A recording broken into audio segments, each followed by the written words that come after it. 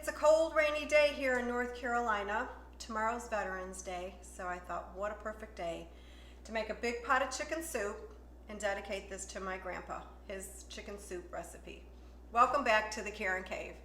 Today I'm gonna make this big pot of chicken soup, and I'm also gonna share it with you. My grandfather was a veteran in World War I. He fought in many battles, and some of the biggest battles over in France. And I want to dedicate today's recipe to him because he's the one that was a chef. He also cooked for the soldiers in the army before they went over to France to fight. And this is one of my, I think I've showed you in some earlier videos, I have written several different family recipe books. This was one of my first ones that I did, and this was back probably in the early 1990s. This takes me way back. So this is kind of when I got all started and wanted to make sure that our family recipes were put somewhere in a single place. Some of them, this only has probably about 20 of them, and I could share them with the family. So again, I'm gonna reiterate what I said in my earlier videos. This is a great gift to give for Christmas, and you can do this. You know, you can make these books even on like Shutterfly or at Walmart. I know Walgreens has them, or you can just have them printed and collated at a print shop. But what's really nice about it is you've got them in a book and you can share them with your family, and it makes a great gift. So with this recipe, when I wrote this book, I put the recipe down, and then I also put something about each of the chefs that wrote the recipes or was their recipe in our family. So this was my grandfather's, and his name was Michael D. Allen, and he was the father of John, Paul, and Michael Jr., and he was the husband of Julia Allen. So my grandparents met over in Europe, and with the help of my son and Ancestry.com, we are really finding out a lot about them. And that's what makes these recipes even more special, is where they all started and how they grew up and where they met and where they lived. And they lived over in Austria, and they met over there. And just recently my son was able to, through Ancestry, find out that they grew up in the same town. So I'm assuming that's where they met and that they got married there and came over. My grandfather came over to the U.S. before my grandma. She came over after the war, and then they lived in Minnesota. So it's really fun to put a recipe that your family has had, but then to dig into the history about it, which we love to do. And my son is really good at it. So today I'm going to take you through Grandpa Allen. So we called him Grandpa Allen. He was a chef. One of the places I remember so much about him is he was a chef at Butterfield Country Club up in Oak Brook, Illinois. I grew up in the suburbs of Chicago, and my dad and I would go and pick my grandpa up. He used to live at the club. He was the head chef there for many years back. It was in the 1930s. But as he worked there through his years, he was about to retire when I was a little girl. My dad and I would go and pick him up at the club. He'd have one day off a week, and it was Wednesdays. So we would go and pick him up, and I can remember going to Butterfield Country Club, and I believe they just celebrated their 100th anniversary up there. Going to the club to pick him up. My grandfather never drove, and neither did my grandmother. They never got their driver's license. They depended on transportation, public transportation my grandma would take, or she'd walk to the grocery store. But going to pick up my grandpa, we'd pull in there, and my grandpa would always hand me a loaf of bread, and we'd go down to feed the ducks down at the pond at Butterfield Country Club. So good memories and a good recipe today. So here are all the ingredients, and I'm gonna go through them one by one, and I'm gonna talk about also not only making a pot of chicken soup, but probably making 6 to 7 meals from all of these vegetables and this chicken. So the biggest thing that you've got is you got Big Bird here, right? Sometimes I give him a name, sometimes I don't. You want to make sure it's completely thawed if you've bought it from the store and you've frozen them. I buy them sometimes 2 in a pack and I freeze them. I keep them all during winter. Make sure he's nice and clean. Give him a good bath before we start. And one of the key ingredients in this soup is parsnip. Parsnip is a sweet root.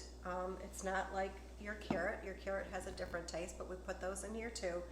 But parsnips is the key ingredient in this soup. Don't leave it out. I like to buy these really nice big ones like this. You can see how they look. I buy them in bulk, not in bulk. I buy them fresh, like not in the bag at the grocery store. I guess you could say you can buy them in bulk, or you can buy them in a bag. So if you find them at a bag like this in your grocery stores, you want 2 bags of parsnips. And all of the vegetables, like the roots, the parsnips, and the carrots, you're going to take a peeler and you're going to peel them. Don't cut them up, just leave them whole. And we're going to put, these have the ends already cut off of them.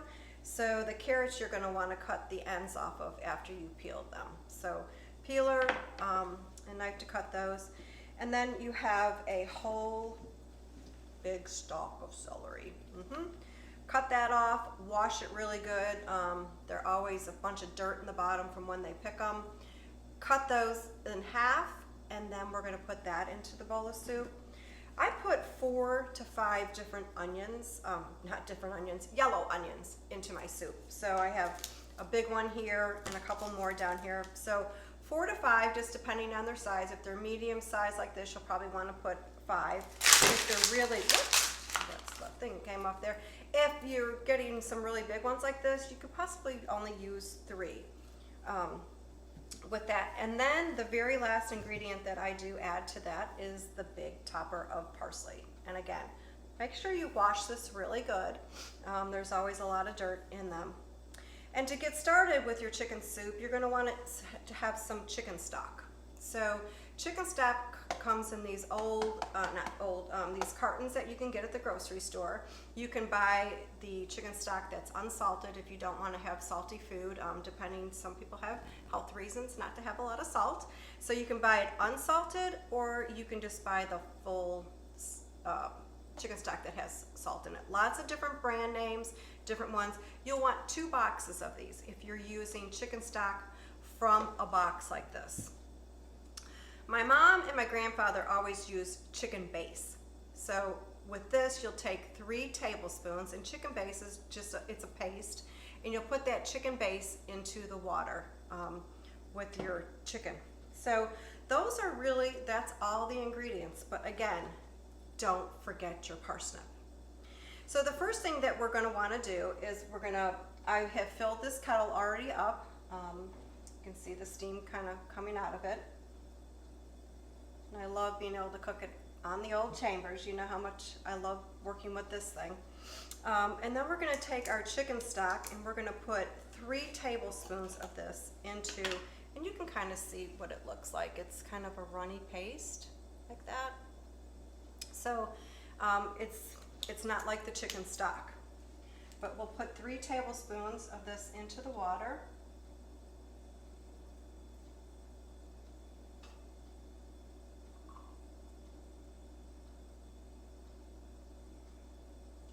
And then we're going to go ahead and add Big Bird to the water, our chicken.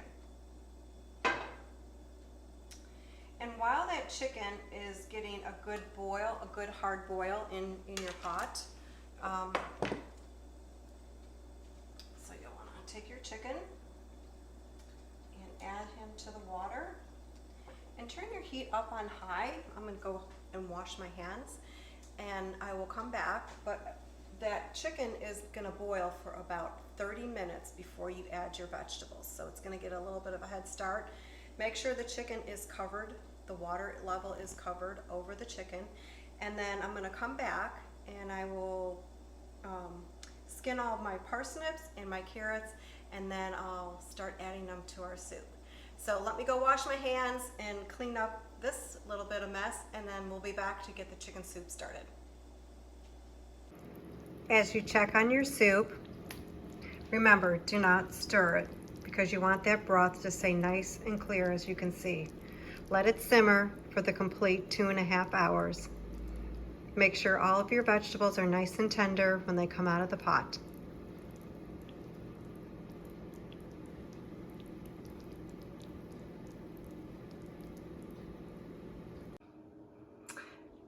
It's 2.5 hours later and we've got a full pot of chicken soup all nicely cooked.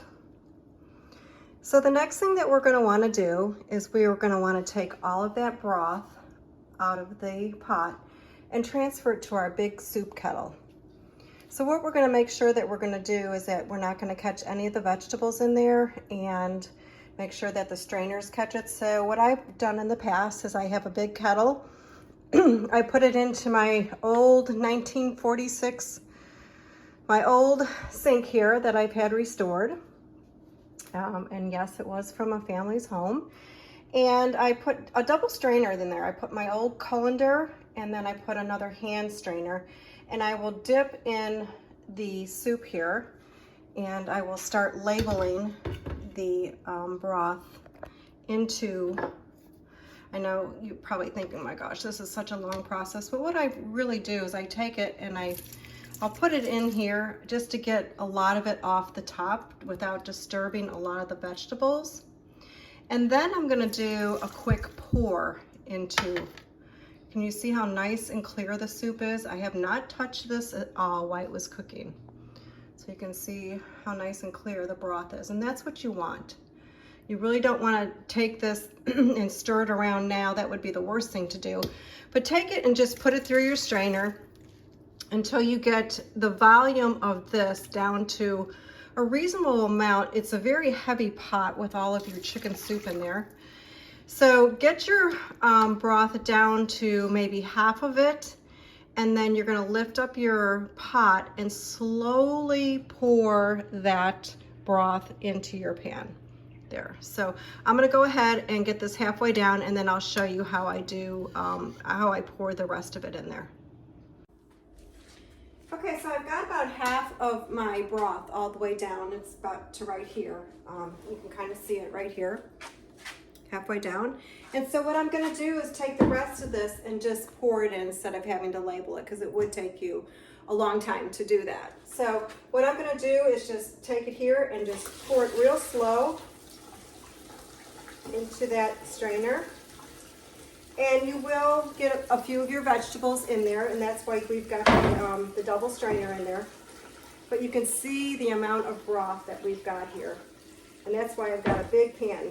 So you don't want all your vegetables to come out, and you don't want your chicken to come out. So strain as much as you can on there.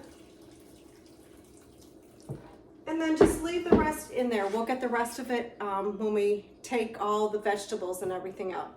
So that's the next thing we're gonna do, and you wanna do that just as careful as you did when you're straining your broth. So start removing your vegetables. They're very hot, so if you wanna let them cool a little bit, you can, but I would suggest using some like hot dog or meat tongs to remove them, something that's really gentle, because they are super soft because they've been cooking. And you want to separate them and put them into different bowls. The last thing that you're going to want to remove out of this pot is your chicken, because it's going to completely just fall apart. And I will show you how to do that as well. So let's stick here. I'm going to go get my bowls and everything to put my vegetables in, and we'll start removing those. Okay, so I got my platter ready to lift my chicken out. And the way I'm going to do that is I'm going to take this fork and just put it underneath into the body of the chicken, and take my spoon and put that underneath the body and just lift up together. So it's just like that, and you can put it right on your platter. And as you can see, the meat is just, you know, literally just, if you just pull it, it just all just comes off. It's such a beautiful, get all that skin off, and we'll get all this meat off, the bones, and get the breast meat off. That's the best. And then we're gonna talk about what we're gonna make with that. So stand by while I get all this meat off, and you'll see how much meat that we've gotten off of this chicken. Okay, I got all my chicken off of the dead bird, and we've got a big bowl of it. So we've got 2 big chicken breasts here, and all this meat here up at the top is the legs and the thighs and the wings, the meat from that.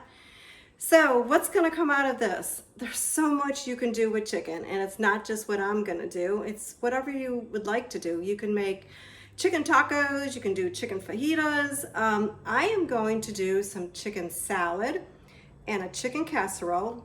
So 1 chicken breast will do some chicken salad, 1 chicken breast will do a chicken casserole, and I'll use this for some chicken fajitas. My daughter loves to make those, so we'll have her come over and make those one night. But let your imagination go, and I'll send you the recipes for the chicken salad and the other things you can do. You can do anything. There's so much you can do with shredded chicken.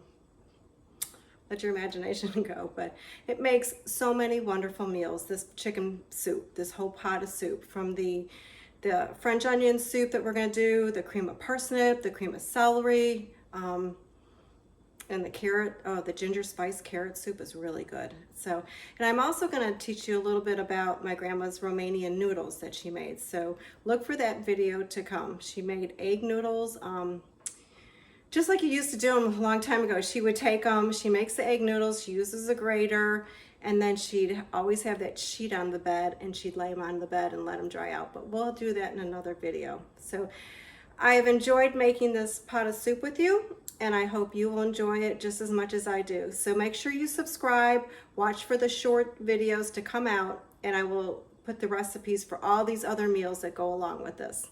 Thanks for joining me, and happy eating.